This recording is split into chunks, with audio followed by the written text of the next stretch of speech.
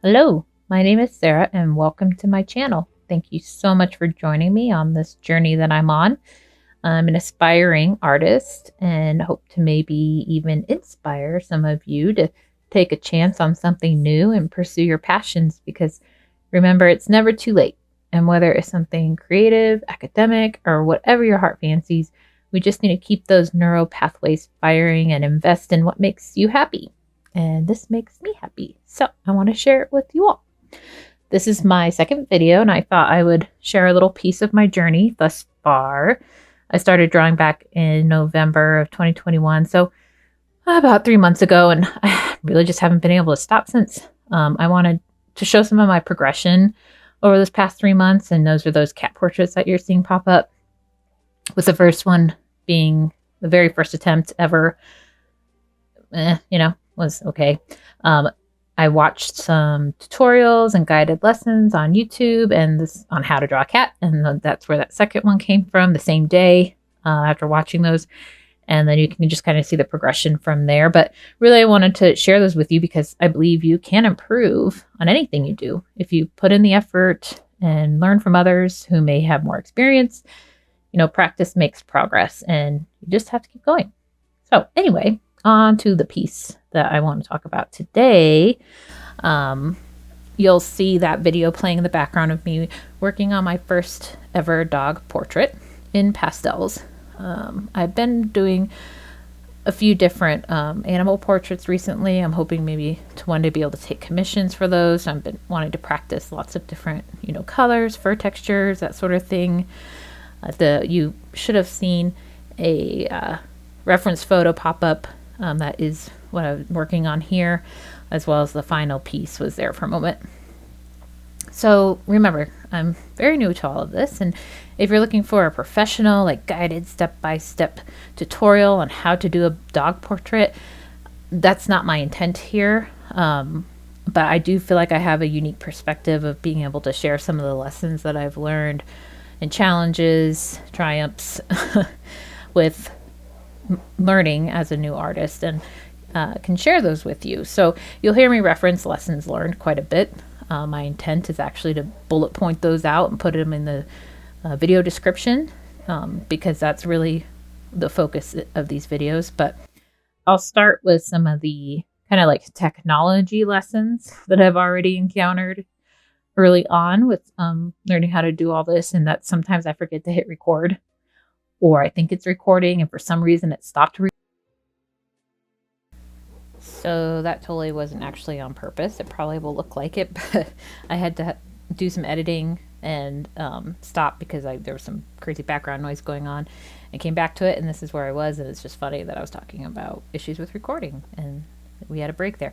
So anywho, I'm actually just going to move on here and talk about a few things that I've learned when it comes to our piece here. So super important before you even get started is making sure you're using the right paper. The paper I'm using here is called Pastel Mat. It's by Claire Fontaine, I think is how you pronounce it. Great paper for pastels. I've tried other papers and really didn't like them as much, and those came highly recommended. Oh, right now there's on the screen I want to talk about. So what I'm talking about here is really putting down a grid of all of your pencils so that you can see the color that you're laying down before you actually put it down. If that makes sense, because they look so different. If you just are visually taking a look at your pencil, that color is not the same as when you put it on paper.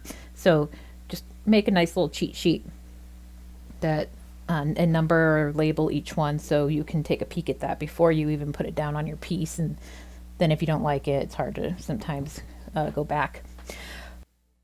Anyway, back to paper. Yeah, so there's a lot of different types of paper. I had no clue how many. I'll have family ask me, really? Is it that important? Different paper? And I'm like, oh my gosh, yes. Certain papers are better with different medias. Maybe I'll do a little video about the different types of paper and supplies and things like that and what I've been learning. I won't get into that too much for this video, but more to come. How about that? So tape down your piece. It's super important. And especially what type of tape you use is important. Not all tapes are created equal. Some are super strong. I learned that was a lesson. Put down, I used like painting tape, thinking like when you paint your walls, you get that painter, it's like blue tape. And I was like, this should work. And when I put it on my paper and I went to pull it off, I started to rip up my paper. And I was like, oh no, my whole piece was going to be ruined. So anyway, they do sell like drafting tape. It's what I'm using here, and it won't rip up your paper at all. So I would recommend making sure you're really invest in some good tape. And tape also helps create that background. So when we peel that off at the end, you'll see a nice border. Tools are also super important. Here, at one point you could see I had, looks like little trays of color. Those are called pastels. They're super soft. I was watching some tutorials by Kirsty Rebecca. She's on YouTube, super awesome tutorials if you're interested. But I got introduced to them through some of her videos and I love them, so I bought some. And then you use these soft SOFT tools to apply them. They look like these little sponges. And they just are so great, especially for laying down these base layers that we're doing right now, or I'm doing right now in the video. And can't say enough about making sure you have the right tools before you even get started. Also, you want to make sure you have a really good reference photo especially if you're doing any portraits or going for realism. You want to be able to see coloring, avoid really dark shadows in those photos. If this were a commission piece, for example, based on that original photo, I actually might have declined that photo and asked for something else. Now that I know a little bit more, because I really struggled with some of the coloring, especially on, it would be, I guess, the dog's right side, or if you're looking at it, the left side of the face was in a lot of shadow. I couldn't even see the pupil, like how big it was. I had to kind of use my best discretion or use some artistic license there. I couldn't really see the coloring, so I just assumed it was probably similar to the other side, but wasn't 100% sure. So yeah, make sure you have a really good reference photo. It's a good lesson. Because if a client were paying for this and let's say I guessed wrong based on, because I didn't want to ask for a new photo, they might reject it and say, I'm not paying for that because it doesn't look like my dog. So that would be bad. Anyway, measuring is super critical, especially when doing realism. I like to draw out my pieces versus tracing them. I've seen, some tutorials we're talking about, tracing or offering a reference photo that you can trace from, I guess. Sounds really complicated actually, but I like to draw out my photos, or not photos, sorry, drawings from my reference photos. And you'll see me pulling out measuring tools here and there. I use a ruler a lot to double check things as I'm going along. Somehow, I don't know how, I'll get through a piece and then realize something's off on my measurements. And then I'll have to erase and correct, but it's really important to keep checking and double checking your measurements with those measuring tools, because again, your reference photos key to success in measuring it. So something else that I have found, especially with doing the few pet portraits I have done so far, is let's keep the background simple. Blurred background kind of reminds me of like if you have kids, like when they get their school pictures done, you pick out a color and they have like this fuzzy background color behind them.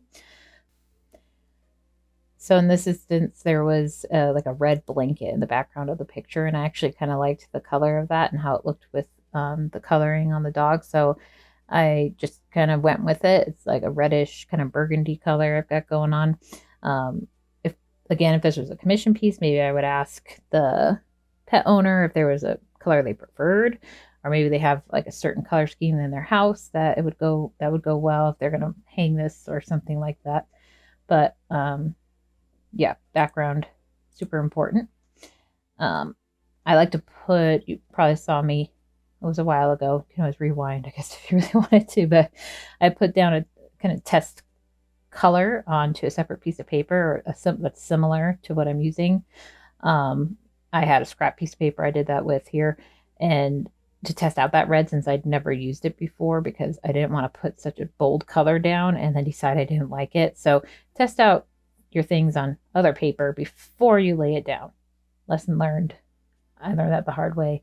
Seems like common sense, right? But, So it might seem like I'm a little bit all over the place, going back and forth, and I kind of am in a way, but I like to work in layers. I've seen it taught or shown kind of a couple different ways when I watch tutorials. Some artists like to work in layers, putting down, their kind of base, second, third layer. Some like to work in sections where they'll completely do like one part of the portrait and then move on to another part.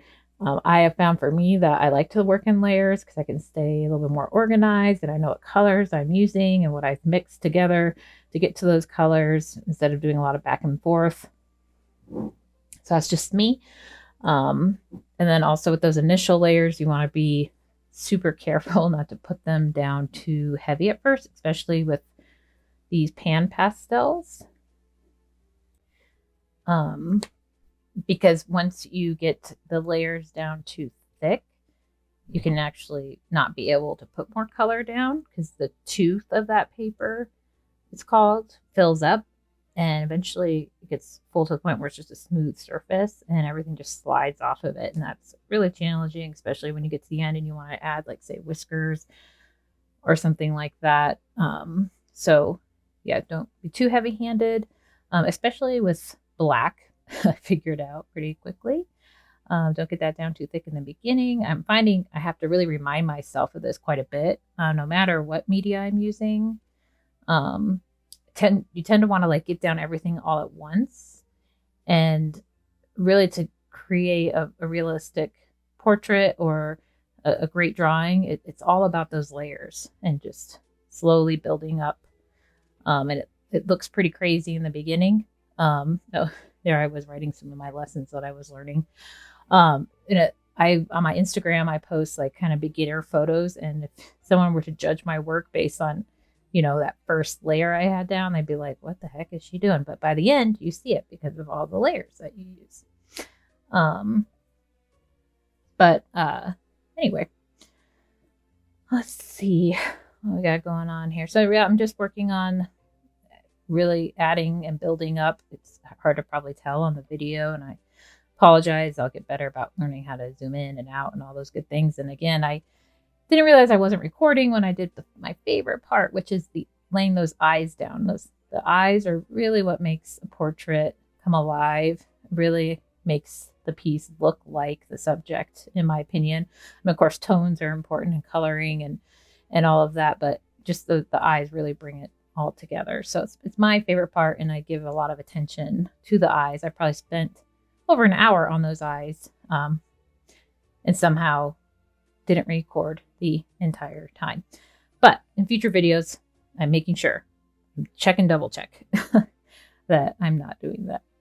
So another super beneficial tip is don't be afraid of color. So I used some purples and pinks and reds in the ears. Might have looked a little strange in the beginning, but eventually it looks really great as you blend it out and as your shadow.